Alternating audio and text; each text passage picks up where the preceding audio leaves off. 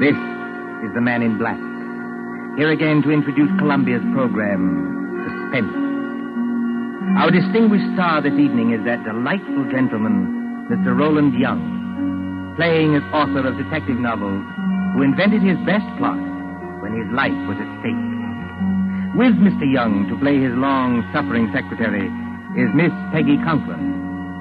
A story by John Dixon Carr in a somewhat lighter mood than is our habit, and called The Customers Like Murder, is tonight's tale of suspense. If you've been with us on these Tuesday nights, you will know that suspense is compounded of mystery and suspicion and dangerous adventure. In this series are tales calculated to intrigue you, to stir your nerves, to offer you a precarious situation, and then withhold the solution until the last possible moment. And so with The Customers Like Murder and the performance of Roland Young, we again hope to keep you in suspense. On a hot summer night in a village on the east coast of England, a famous writer of detective stories is dictating to his secretary.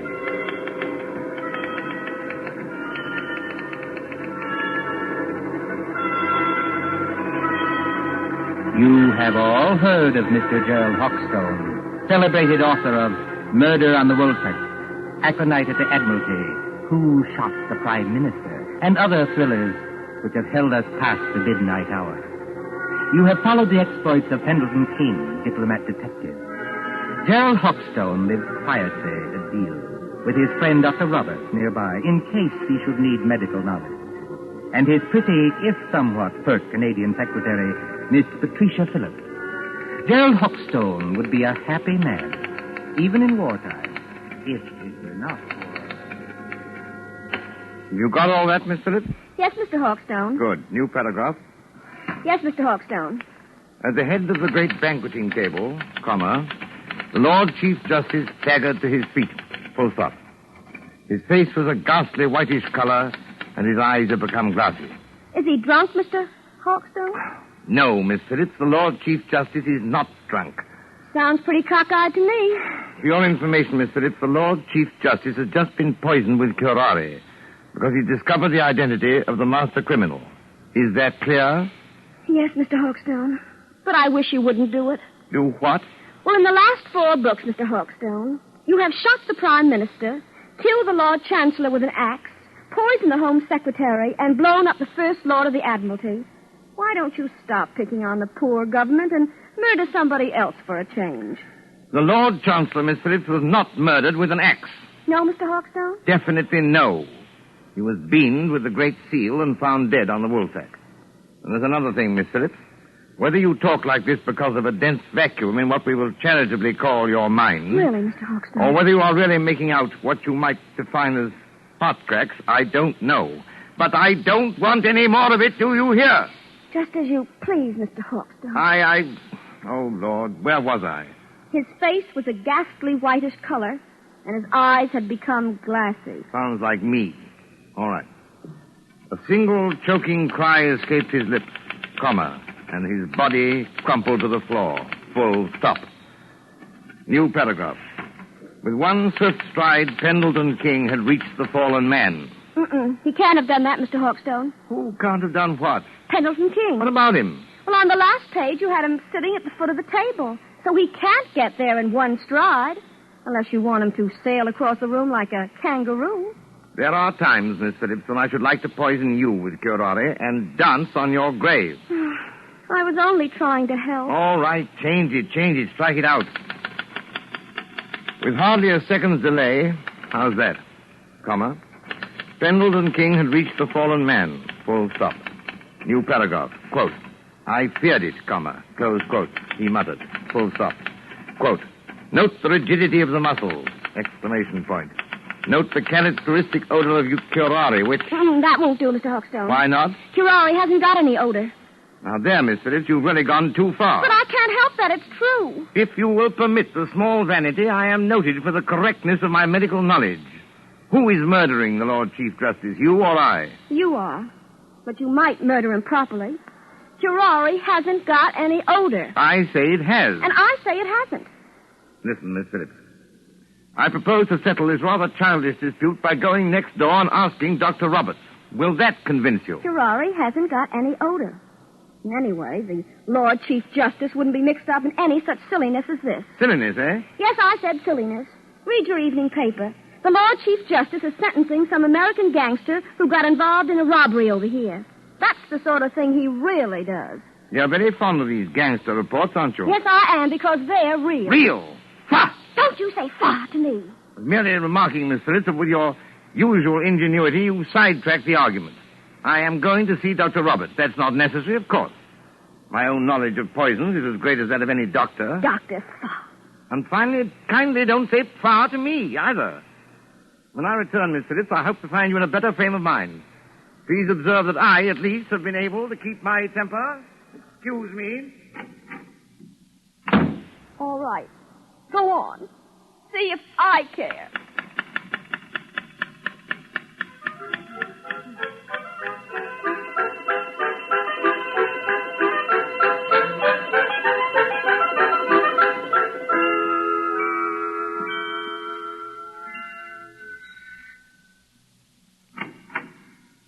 Oh, excuse me, but... Good evening, Mr. Hawkstone.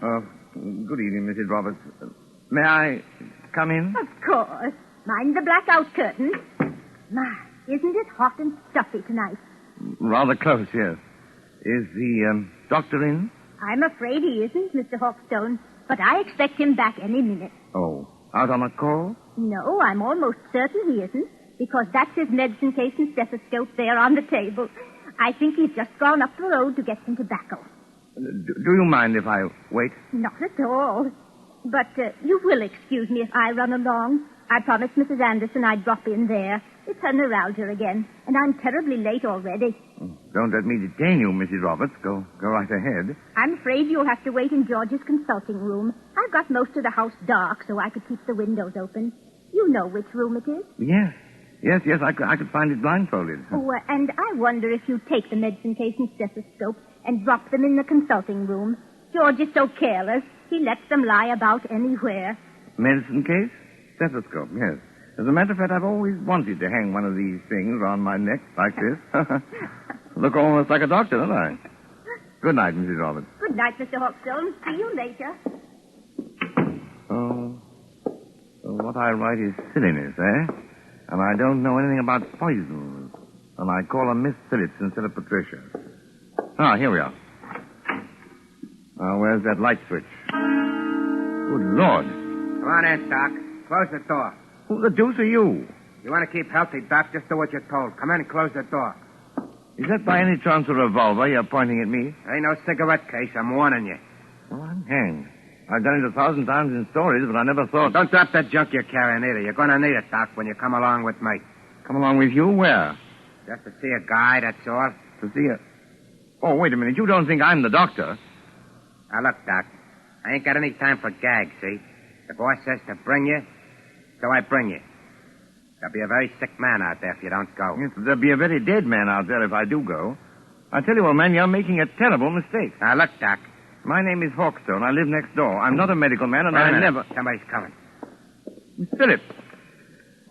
Now then, Dr. Hawkstone, just look here in the encyclopedia. So you ain't the doctor, huh? That's done it. Just a real old-fashioned kidder, ain't you? Now, you keep quiet, lady. You know it's good for you. I know you.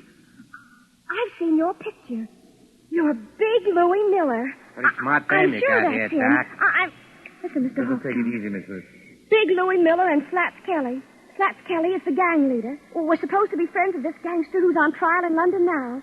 But I hadn't heard they were in England. No, lady. Neither is anybody else. Now we're for it. Who is this dame, Doc? Your night? No, she's my secretary. She doesn't know anything about this. She seems to know too much about it, if you ask me. Come on, lady. You're going with it. Going? Where? Just for a little ride, lady.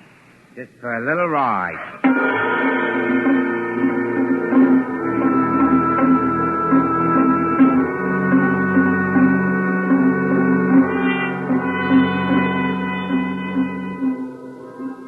Far out from the village, in flat and miry swampland where pools of stagnant water gleam under the moon, stands the old Rutherford house. It is a desolate place, a on the track of Field Marshal Goering's bombers when they crossed the coastline. But there are no searchlights here, and no guns. Only the heat on the glimmering marshes and the decaying, weather-boarded house as a motor car approaches. Drive straight ahead, Doc. Right around to the back of the house. Remember, I still got this rod against the back of your neck. As a matter of fact, Louis, I'm rather enjoying this. All except the murder. What murder? We ain't gonna bump anybody off. Maybe not you, old boy, but I am. Just wait till I get at your patient. I don't see how you can joke about this. I'm not joking, Miss Phillips. If Louis won't tell us what's wrong with the patient... Whenever you mind the patient, Doc, you just drive around here. Here, whoa. So... Right here. Oh. So this is the enchanted castle, eh? Climb out of here. Walk ahead of me over to that house. Come on, Miss Phillips. That's right, lady. You too. Come on. Hey, hold on, Doc. Grab a can of this cleaning fluid here. You can help me carry it in. Cleaning fluid? Yeah, there's 2 cans of it. If I can carry one, then I need my other hand for this rod. Come on. We ain't got all night. Get it out of the back seat. Professionally, this is a little out of my line of duty. What do you want with the cleaning fluid? The boss's suits get all messed up, so I clean them for him. I play nursemaid and everything around here. Come on now. Straight ahead. Stop asking questions. If you got this place blacked out, Louis, if the police don't get you, the air raid warden will. Forget it, Doc. We got this place so sealed up, you can hardly breathe inside. In here? That's right, lady. Go ahead. I'll close the door. I can't see, old boy. Which way? Here. Set that can down and follow me. You too, lady. Right here, with the curtains hanging over the door. Now, I want you to meet the boss. So I open the curtain like this. Howdy, Doc. Come right in. Glad to see you. I've been expecting you. Glad to see you, old man.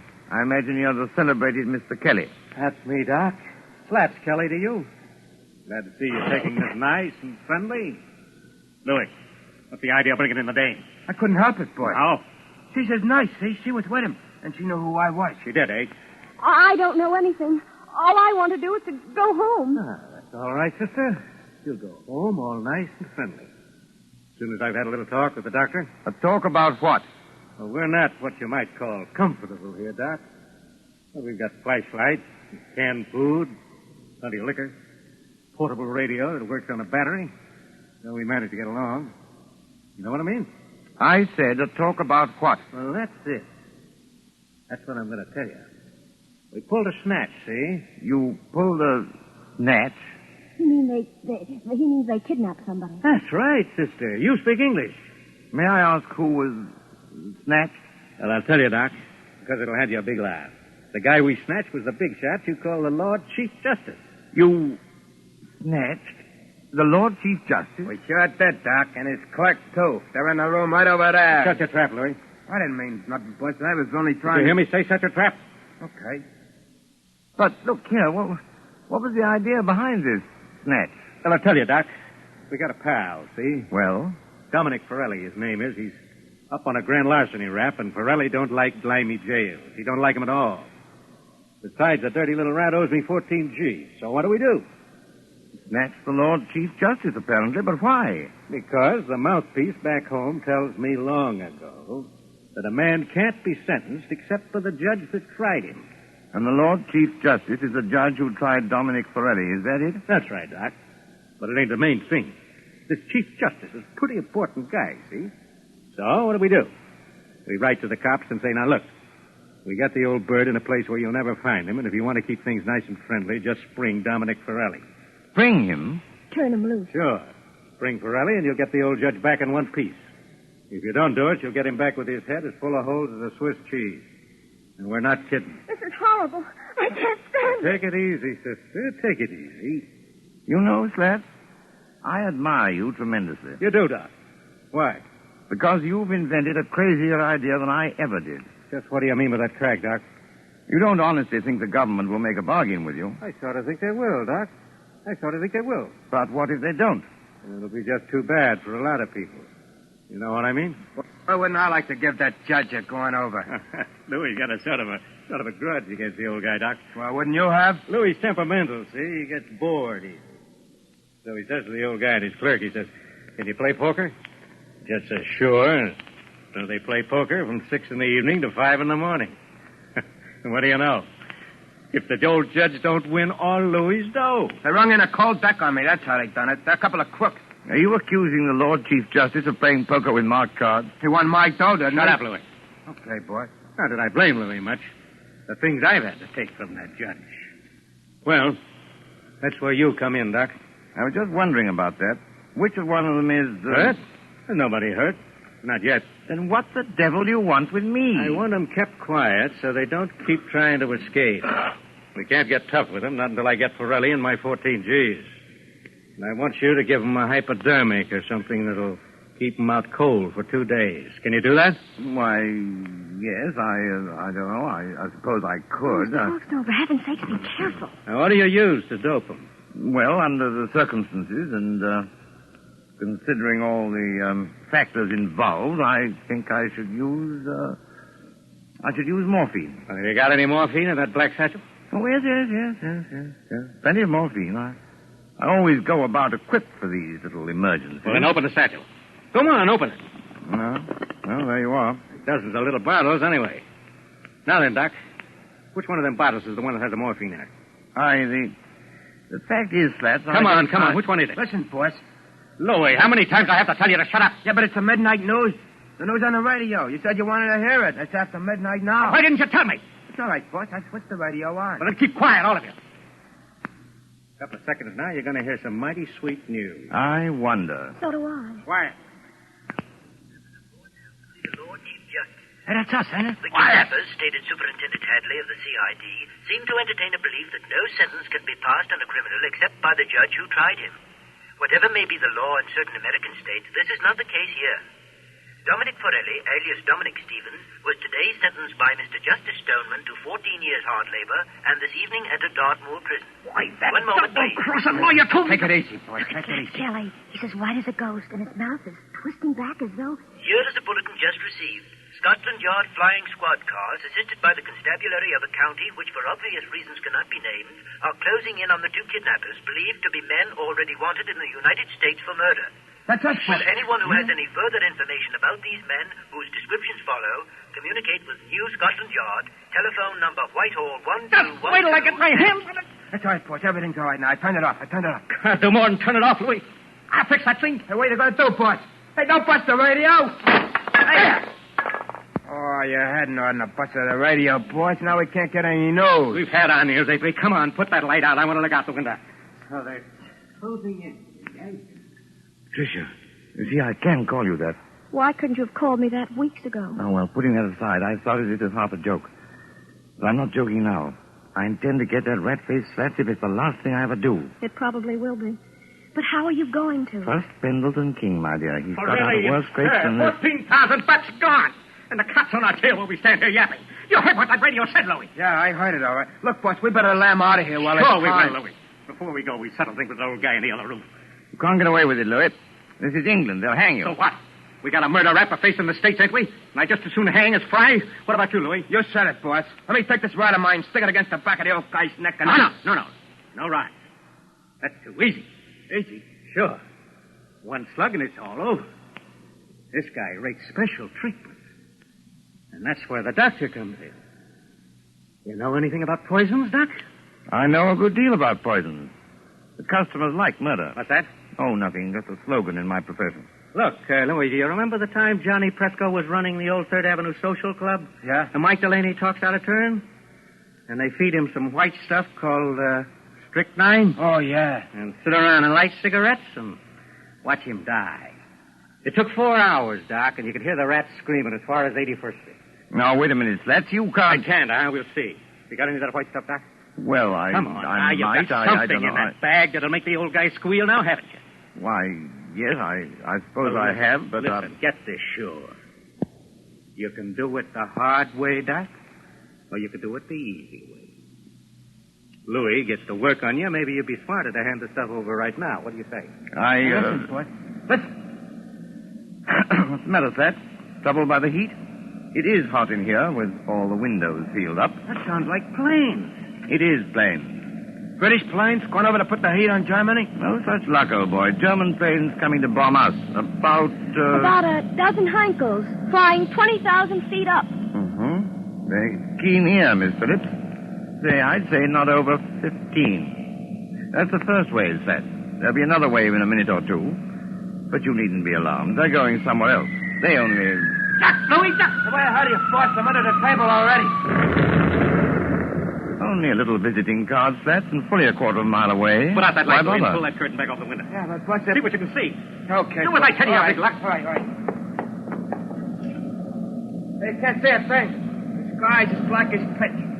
Oh, look over there. Well, what is it? It's a light, boy. Funny kind of a white light. Up there over the trees. It's not very steady. It starts and then dims, and then it starts and dims. Only a basket of incendiary bombs, Louis. Incendiaries, eh? What is it, Jerry? You got an idea? Louie, this is just what we've been waiting for. Those Scotland Yard cars are going to get held up until we can settle things with those guys in the other room. Come along with me. Why don't you two lugs get smart? Jerry. What's that? You don't want to have your neck cracked on a rope, do you? Or burn in the electric chair back home? What are you getting at? Why not take advice from somebody who's been killing people in a professional way for 15 years? I'm not in the mood for gags, Doc, but keep on talking. This Lord Chief Justice and his clerk, what do they look like? Well, the judge is a little guy with a bald head like me. And the other one is a big guy with a punch-drunk pan like Louie. Why? I thought so. I've seen their photographs. When the next wave of planes comes over, and it will, why shouldn't an incendiary bomb hit this house? You mean you think it ain't too safe here? Be quiet, Louie. Go ahead, Doc. In other words, you leave the Lord Chief Justice and his clerk tied up in the other room. Then all you have to do is to set fire to the place. Justice cheated, Medlington gangsters die and blaze. Jerry Hawkstone, have you gone crazy? They may catch you eventually, yes. But it'll give you a few days' start. Hey, maybe you got something there, Doc. And it's got to look good. This house must go up like a piece of paper in a furnace, past any possibility of being put out. Yeah, and that's the catch. Why so? Well, this house is in the middle of a swamp, see? It's as damp as your own climate. You couldn't make it burn with a blowtorch. Oh, yes, you could. Aren't you forgetting the cleaning fluid? Cleaning fluid? In that other room, you've got 2 gallons of cleaning fluid. That's benzene, a derivative of petrol.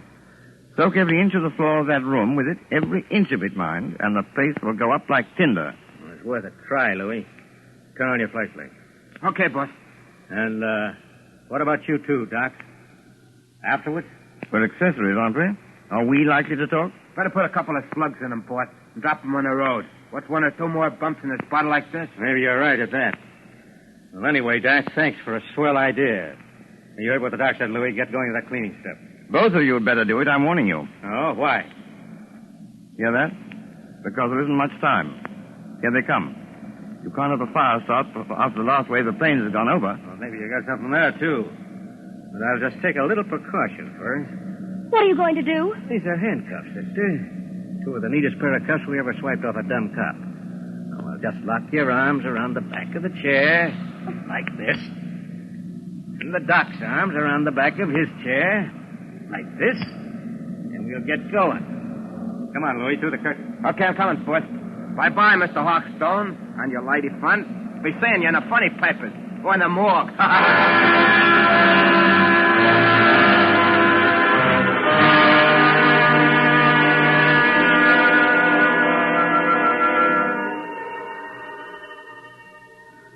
It won't be long now. They must have everything in there soaked with that benzene by now. Jerry, I know you can't be completely crazy. Many thanks, my dear, for the qualification. You're right. They have soaked the place with benzene. And if they strike a match before... I know you've got some kind of a scheme, but do you think it'll work? I don't know, my dear. I thought of it once for a story. Oh, you and your story. Me and my stories, as Louis will put it, may save our hides yet. But suppose it doesn't work. Then we're done for. What are you trying to do? There's a place you missed, boss. Listen, Tricia. It's not working. But it's got to work. What's got to work? 5 minutes. Must be at least that. They've been pouring out that benzene an inch at a time all over the... What's the matter? Listen. What's the matter, you big lad? Can you stand up? Nothing's got me, boss. It's working, Patricia. I think our friends are licked. No, they're not. Slaps is coming back. What dirty trick are you? Trying to pull, Doc? What's the matter with Louie? What's the matter with me? You've lost the game, Slats. You're finished. Oh, I'm finished, am I? It's the benzene fumes, old man. To pour out a lot of cleaning fluid in an airtight room like that one is practically certain death. You know, Slats, you ought to learn more about crime. No, you won't, Slats. You can't reach your gun. The fumes have got you. You can't move your arms or legs. Your eyesight's going. In 1 second more, you'll be... Got him. Dead to the world. You mean... It worked, Patricia. It's practical. It worked.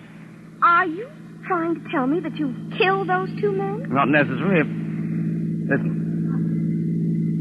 That sounds like cars. Probably police cars. We're just about to be sensationally rescued, just like fiction. Jerry. Come on out of there. Come on in and get us, you lug. Don't talk like Louis or we'll get a bullet through the head yet. Yes, that is a thought. We're prisoners. We're victims. This way, please.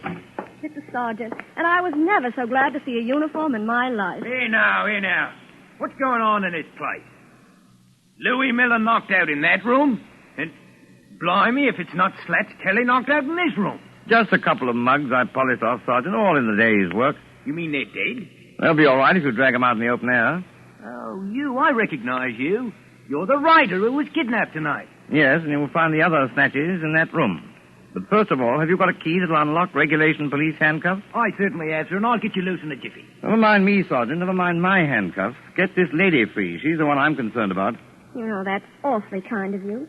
It's something practically chivalrous. Chivalry, my eye. There you are, young lady. Have you got your notebook and pencil in that handbag? You don't want me to take dictation now? A true artist, madam, takes no account of time or place. Are you ready? Yes, Mr. Hawkstone. Well, you admit now that my plot is practical. Yes, Mr. Hawkstone. Now then, The Income Tax Murder by Gerald Hawkstone, Chapter 1. But, Mr. Hawkstone... Just as Big Ben was striking midnight, a hooded face looked in at the window of the luxurious study occupied by the Chancellor of the Exchequer. Full stop.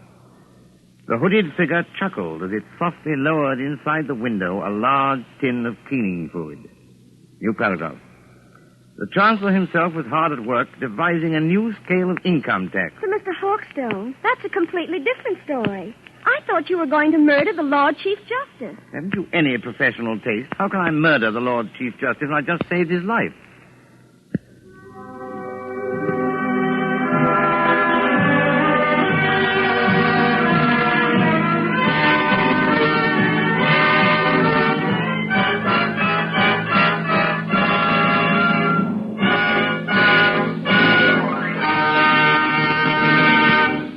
And so ends The Customers Like Murder, starring Roland Young with Peggy Conklin. Tonight's tale of suspense. This is your narrator, the man in black, who conveys to you Columbia's invitation to spend this half hour in suspense with us again next Tuesday, same time, when our story will be The Dead Sleep Lightly.